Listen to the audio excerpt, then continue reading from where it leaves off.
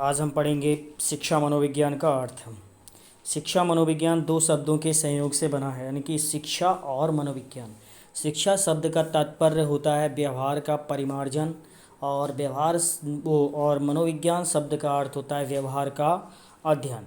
इस प्रकार से हम कह सकते हैं शिक्षा मनोविज्ञान जो उसका शाब्दिक अर्थ होगा वो शिक्षा से संबंधित मनोविज्ञान है। शिक्षा अर्थात व्यवहार का परिमार्जन और मनोविज्ञान अर्थात व्यवहार का अध्ययन। इस प्रकार से लास्ट में इसका अर्थ हो जाएगा शिक्षा मनोविज्ञान शैक्षिक परिस्थिति में, यानी कि शिक्षण की परिस्थिति में व्यवहार का अध्ययन है। ये इसकी डेफिनेशन हो जाएगी। क्रो एंड क्रो ने भी लिखा है शिक्षा मनोविज्ञान व्यक्ति के जन्म से लेकर वृद्धावस्था तक के अनुभवों का वर्णन एवं व्याख्या करता है। शिक्षा मनोविज्ञान व्यक्ति के जन्म से लेकर वृद्धावस्था तक के सीखने के अनुभवों का वर्णन एवं व्याख्या करता है। अर्थात व्यक्ति जन्म से लेकर वृद्धावस्था तक सीखता है और उस सीखने में जो जो एक्सपीरियंस से अनुभव होते हैं उनकी व्याख्या करना ही शिक्षा मनोविज्ञान का कर्तव्य होता है। स्किनर के शब्दों में देखो क्या है। स्किनर कहते हैं शिक्षा मनोविज्ञान शिक्षण तथा अधिगम से संबंधित है। अर्थात किस तरह से आपको शिक्षण करना है, और इस शिक्षण में जो तीन चर होते हैं कौन कौन होते हैं, बालक, विद्यार्थी, अध्यापक और पाठ्यक्रम। ठीक, ये तीन चर होते हैं शिक्षण में। और स्किनर के अनुसार है ये शिक्षण तथा अधिगम।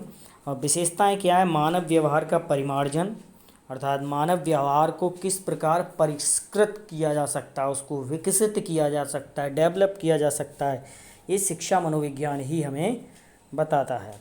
और शिक्षा प्रक्रिया को सरल तथा सुगम बनाना भी किस में आता है, ये भी शिक्षा मनोविज्ञान का ही अंग है कि शिक्षा प्रक्रिया को किस प्रकार सरल तथा सुगम बनाया जाए, ये भी हमें कहाँ से मिलता है, शिक्षा मनोविज्ञान इसके बारे में विस्तृत व्याख्या करता है। और नंबर 3 दिया मनोविज्ञान के मूलभूत सिद्धांतों तथा विधियों का उपयोग।